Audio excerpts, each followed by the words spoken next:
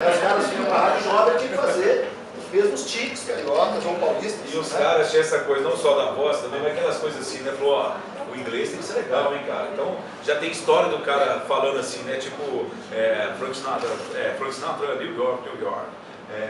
Tipo, Brilliant Kelly, Oswald Montenegro, Bandolines, né? Já emendava Oswald Montenegro, né? Bandolim, Oswald Montenegro, Bandolines. Aí chegou uma certa hora, que o cara falou assim, veja bem, para que eu vou ter essa folha como locutor, como programador local, se as músicas são as mesmas? Aí começaram a criar as redes, era muito mais fácil.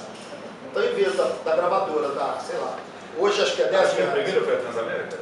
Não sei se a primeira foi a Transamérica, mas é isso. Acho que a primeira foi a Rede Cidade. Ah, não, Cidade. Cidade. Primeiro a Cidade, depois a Mas Rede Transamérica. a Rádio Cidade, mas pelo menos ela fazia programação local. Ela tinha uma parte local, mas foi perdendo. Então, na verdade, é o seguinte, era Bete Seixas e o Marcelo, né? O grande Marcelo, que Márcio, faleceu. Paulo Márcio César. Seixas. Paulo César faleceu, Deus o tenha. E um dos maiores locutores da história, gente, locutor é um dentro tão forte, é tão forte para a vida, que o Márcio Seixas, que é o dublador, Jorge Márcio, ele tomou 5 tiros e não morreu. E eu estou falando isso que locutor de rádio é um bicho forte, porque eu me lembro que hoje em dia você vai pegar no computador e você está falando das músicas 40 mais e toca. Antigamente era um disco. Eu até fiquei muito triste ontem, porque eu tenho uma gravação da época da Rádio Terra em 89 e da Rádio também, que nem era 98. Só que estava gravado em DVD, eu deixei para copiar e agora está difícil passar para computador, então eu estou na tristeza danada. Que mostra justamente isso. Você colocava o cartucho lá, os comerciais, você ia passar os comerciais, cada cartucho era um comercial. E a música acabava, você colocava, botava no ponto, você não podia sair do estúdio. Então, se você tivesse a fim de ir no banheiro, fazer o 2, você tinha que rezar para pegar uma música igual Faroeste Caboclo. Nossa Senhora, já aconteceu comigo, já a programação, seguindo a programação lá, toquei, né? Tinha metal do homem chorando. Aí na hora que eu voltei lá tranquilo, essa música quase acabando, o diretor ligou, tá tocando essa música, Elis Augusto. Que foi na rádio. Vozeirão, então, não sei o quê. Por que você está tocando essa música aí, pô? Ô Zé, ô bicho, vai. Faroeste Caboclo, Meira, essas músicas que tinha. Wish You Were Here. Nossa! Nossa, é agora, fião! Starway to Heaven, do Led Zeppelin.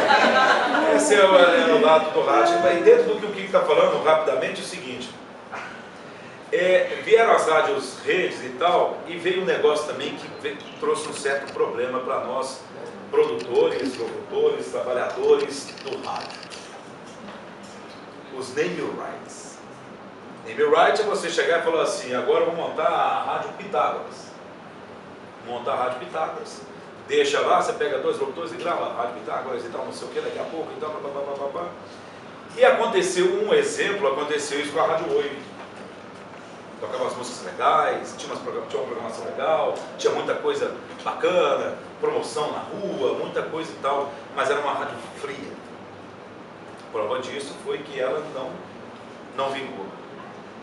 A 98 hoje, posso te dizer que é name right, com a Claro. Mas qual é a diferença? O conteúdo. Então a marca não veio e falou assim, ó, vou tirar todo mundo aí, vou fazer a rádio do meu jeito, tocar música aí, vamos botar umas coisinhas gravadas e tal. O conteúdo também, por mais que você tenha as ferramentas da internet, o conteúdo é uma coisa muito importante. Então, pode-se ter esse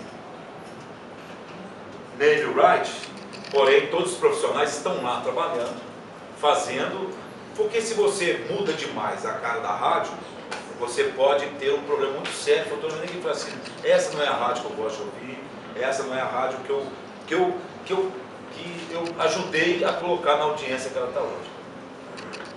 Acabei. Bom, e aí, o primeiro fenômeno desse novo momento da música brasileira foi o axé. O axé era uma música dos anos 80, a música de carnaval da Bahia, era uma música que a gente ia no verão para a Bahia, pulava carnaval, aprendia aquelas letrinhas, o ale, a outra, cheio de vogal, aquelas coisas cheias de vogal, todo mundo mundo ia. Mas aquilo era uma brincadeira como qualquer outra, como a gente fazia a noite do brega, a gente fazia a noite do barranco, fazia tudo. Aí você chegava aqui, você esquecia, 6 meses depois, aquela turma que foi encontrar, vamos fazer uma festa, vamos. Aí no final da festa, todo mundo bêbado, aí toca aquela lebrega lá. Chegou um certo momento que as gravadoras descobriram, pô, essa música é dançante, ela é contagiante, ela é sensual. Vamos parar de tocar rock, vamos parar de tocar música internacional, vamos massificar isso aqui. E começaram a botar dinheiro nisso para tocar. Para vocês terem uma ideia, o segundo disco do El Chan, o disco do El Chan ele custava R$1 milhão. Custava 400 mil para fazer o disco e 600 mil de verba de promoção. Então, no dia que o divulgador chama Blitz, no dia que a Blitz da música do El Chan, a dancinha da garrafa, todas as rádios do Brasil tocavam X vezes por dia. Então, porque todo mundo era bonitinho. E acontecia o seguinte, os caras das grandes rádios, aí começou, os caras das grandes redes recebiam as promoções, né? Uma parte eles distribuíam para os caras das capitais, e o que aconteceu? O cara lá do interior, que antigamente tocava o que a moçada gostava, ele tocava também porque ele estava tocando sucesso. Então ele não só estava tendo o gosto pessoal dele, da cidade dele, como estava, como diz meu avô, macaqueando a capital sem levar nada por isso. Tanto que hoje é muito comum, né? Eu tenho fazendo um trabalho na MIT uns 7 anos atrás, que era a Associação Mineira de Rádio, de emissores de rádio da MIT, e a gente descobriu o seguinte, que começou, finalmente, os caras do interior pararam de tocar o sucesso, porque era sucesso. Os caras começaram a querer a parte dele também. Então, eu tive uma reunião com uma grande banda daqui que falou assim, a nossa música não está tocando. Aí o divulgador que eles contrataram, não, eles querem saber o que vocês vão gastar. Vai ter camisetas, vai ter show, vai ter sons, vai ter almoço com o ouvinte dele, celular. Então virou um negócio. Hoje, antes de vir para cá, eu estava conversando com um grande divulgador do Brasil, que obviamente não vou falar quem é, mas o discurso dele é excepcional. Assim, eu fui só conferir os valores. Hoje, para você faturar uma música do Brasil inteiro, custa mais ou menos R$1 milhão por mês.